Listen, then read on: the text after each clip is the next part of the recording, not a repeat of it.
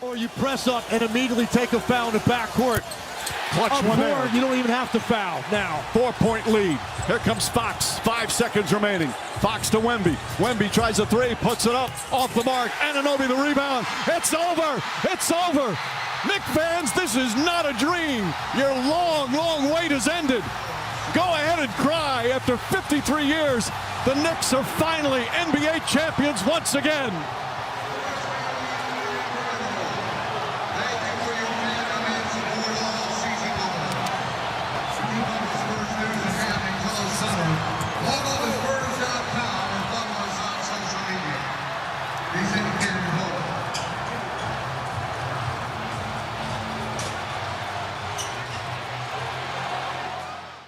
Victor, I know it's the end of a tough series. I'm just wondering if you can put into words what it was like to watch that team celebrate a championship on your home floor, and does that give you and the team maybe motivation, fuel going into whatever's next?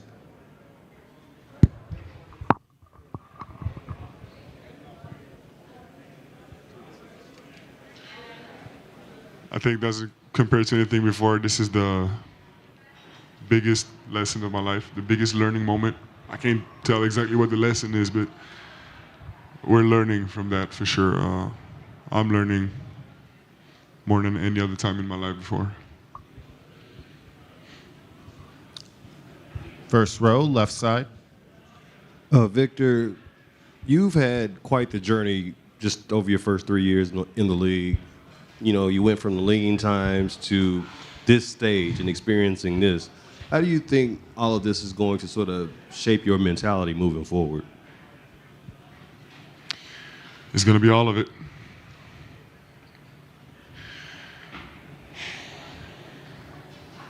Second row, right side. Who we are, it's what we're made of, plus our experiences. And this has been a hell of a year in terms of experience.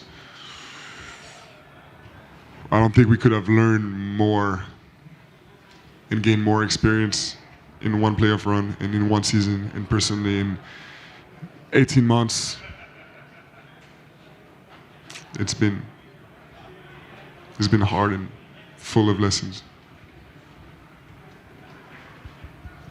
Victor, I know, again, it's too early to process maybe, but when you are going through this summer, do you think there's anything from these last few games, few months, the whole season that's going to stick with you that you're going to think about the most as you prepare for next year? Absolutely.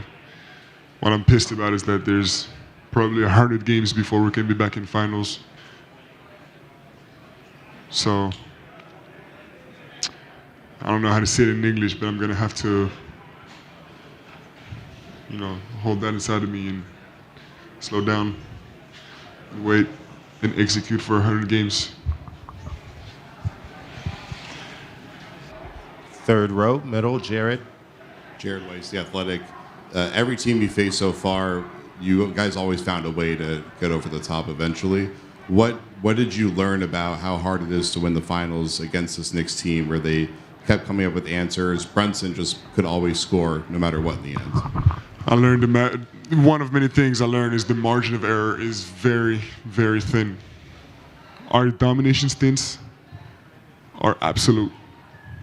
We absolutely dominated for most of the series. But our errors, our mistakes, are punished so hard that we can't have ups and downs like this so much, The ups are okay, the downs, it's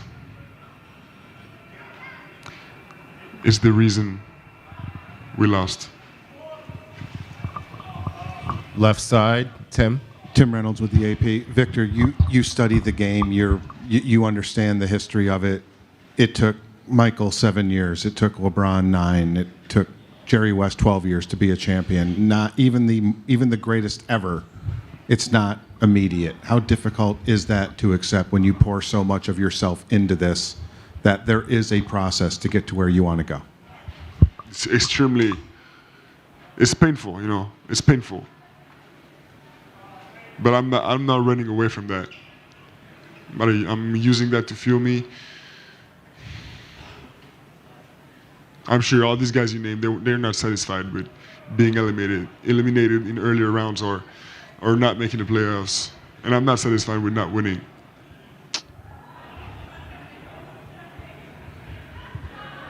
But as I said, this is the biggest lesson of my life. And as a team, there's no better experience than what we just lived. Third row, right side. Vic, you mentioned the margin for error in this series after the fantastic regular season and the playoff run, and then especially the conference finals and winning that the way you did.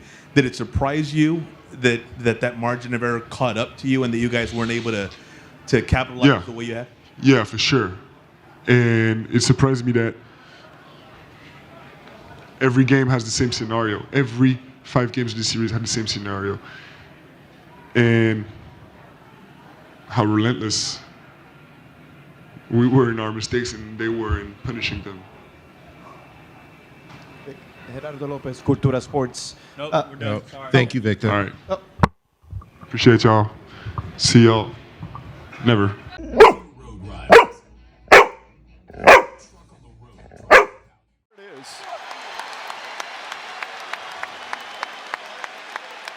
He catches him up. Ruling on the floor of in the offensive jaw. foul on Robinson's under review to see if it meets the criteria for a flagrant foul. Now, here's going to be the interesting thing. So, by the way they've called flagrant fouls all season, that's a flagrant.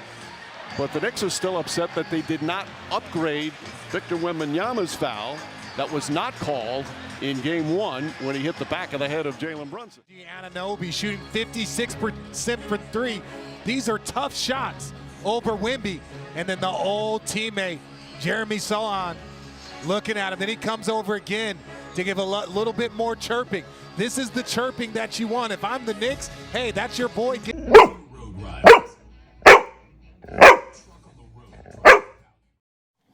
Ladies and gentlemen, boys and girls, welcome to another episode of Nerd Chronicles, with host the socially awkward nerd Chris and Paul speaking.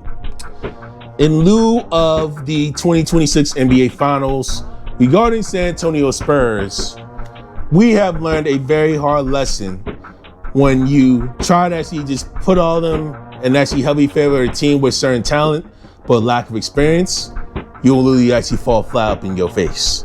And that's what happened, unfortunately, with the San Antonio Spurs. Now, I do want to congratulate the Spurs on a heavily successful season, literally to this point. That team has grown and evolved rapidly, has progressed rapidly way beyond our expectations with De'Aaron Fox at the helm, Dylan Harper, Stephon Castle, Victor Wembanyama, Julian Champagnie, Devin Vassell, all them guys. They have rapidly progressed exponentially, okay? After having 3 straight losing seasons, okay? 7-6-2 win season, you know what I mean? With a full first-year head coach in Mitch Johnson, learning alongside him along the ropes. So we know the Spurs have a very, very young team and also a very talented team. The big issue regarding the Spurs, unfortunately, is their youth and naivety. Not just with players, but also with coaches. Yes, you have Harrison Barnes that has won a championship. Yes, you have Kelly Olynyk that has been on the I don't know if he has been a championship over the Celtics or not, I'm not sure. You have other late vets as well that actually has the turmoil, but a lot of them are definitely centers and forwards. You don't have a well-seasoned point guard as Chris Paul, as they've let him go definitely last year due to the fact they now have Harper, okay? And unfortunately, the GM's definitely going to regret that decision given his naivety, especially in the finals, in which CP3 would actually easily calm them down and actually tell him how to actually eventually close them out, especially with De'Aaron Fox in the picture. You know what I'm saying? It would have been an easy seal, you know? But they are very strong and they are very resurgent on how they clobbered the West, on how they clobbered the Portland Trailblazers, the Minnesota Timberwolves. Denver Nuggets, it could be either way, but it's very possible they could have clobbered them too, right? And they also clobbered the Thunder. Now, in fairness, Their key players, the key players from the Thunder, J-Dub, AJ Mitchell, they weren't playing for much of the series as well. If they been fully healthy and played literally all the way throughout, who knows what would have gone? Spurs may not even be appearing in the finals right now. You know what I'm saying? The OKC advance, it could be a very strong chance that the New York Knicks would have toppled them too, the way that they've been playing, right? So, given those situations and given those scenarios, it could have been a toss-up either way. But they did advance. They actually got it done. They literally whooped the Thunder's ass literally up in their home court. You know what I'm saying?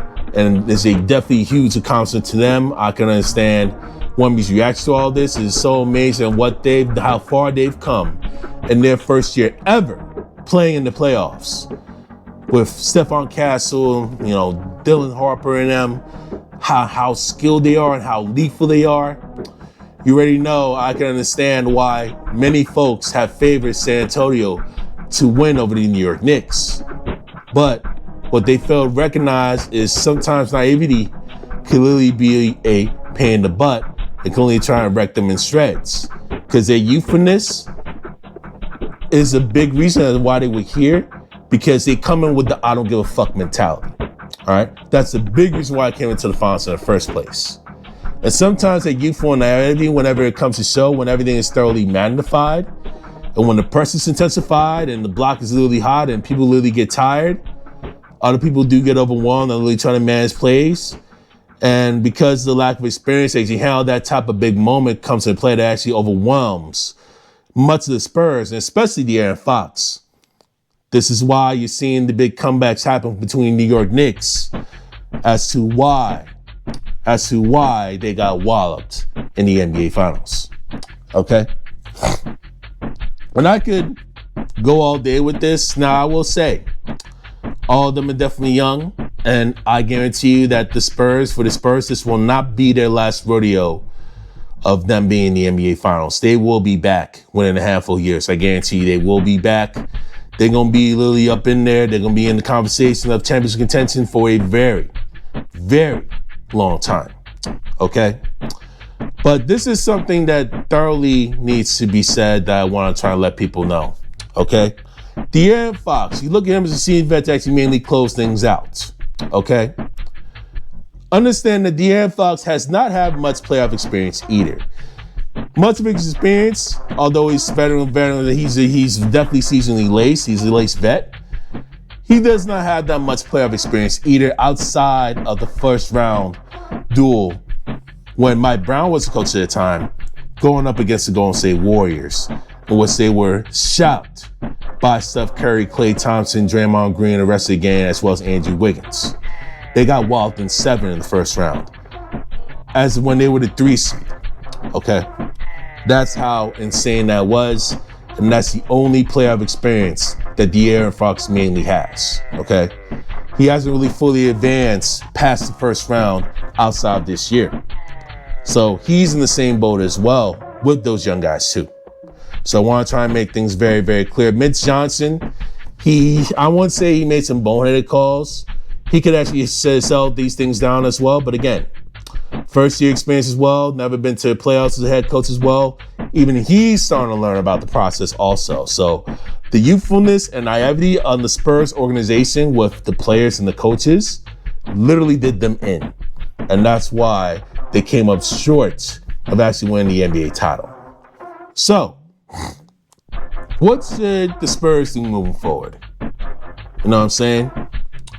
There's some key things they need to do. They need to definitely work on getting like a much versatile big man that can definitely defend on the perimeter as well as on the glass to ease Wemby the pressure so that he don't have to get too tired all the time. He can still work some stuff offensively and they can still play free safety. That's definitely number one. Number two, you need to get like another seasonally laced point guard that's like a vet that's willing to come off definitely the bench, really trying to help guide these players mainly through it the next time they actually do come to the finals. Okay, that's also number two. That's number 2 on my list as well.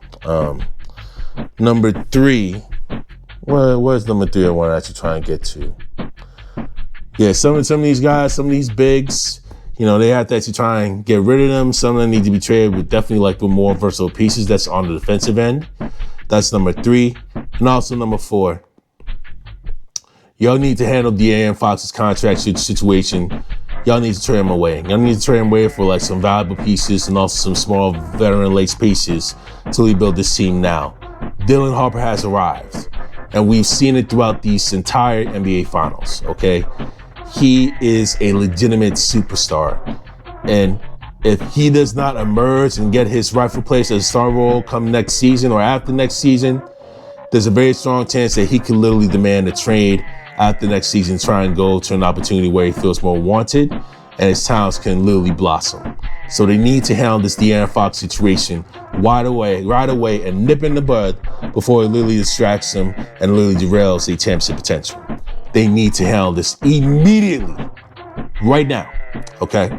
They need to handle this stuff right now and trade him to another team that's definitely more perceivable where he can still compete for a title, but definitely Spurs can still actually get some of the pieces that they still definitely need, whether it's in some parts of the Western Conference or maybe some parts of the East, depending on what they want to do. But De'Aaron Fox has got to go. Dylan Harper needs to be in that starting role, okay? If he don't get traded, Dylan Harper can still start. But either Julian Simpelli or Devin Vassell needs to be in a reserve role if De'Aaron Fox does not get moved. But Dylan Harper needs to become the star next year in order for the Spurs to really take it up to that next level. All right? That's my personal opinion regarding this whole ordeal. They are on the ups and ups. And also, one more thing I want to also deal with in number 5 as well. They need to show better sportsmanship regarding handling situations. They came off way too arrogant regarding these finals. And because they don't even know how to close and don't even know how these situations, they need to find other ways on how to seal the games and not be too reliant on the 3 all the time. You need to be way, way more efficient with your offense, more offensively efficient, and really trying to actually get these things done. What was I supposed to say? They need to be much more offensively efficient. You know what I'm saying? Just pick better shot making, be way more open with the floor and not be reckless with their shots. And also definitely have better sportsmanship whenever you're actually trying to deal with some stuff like this. I understand it's your first time, which is why I'm trying to give them a break. I understand it's their first time. That's why I'm not going as harsh as I'm going with Harden. But they need to have much better sportsmanship moving forward. And this is definitely a learning experience to definitely learn from, definitely in the immediate future, the next time they do appear in the finals or in the playoffs. And I'm going to leave it at that, ladies and gentlemen. All right? Chris Paul from their Chronicles is signed out. Deuces.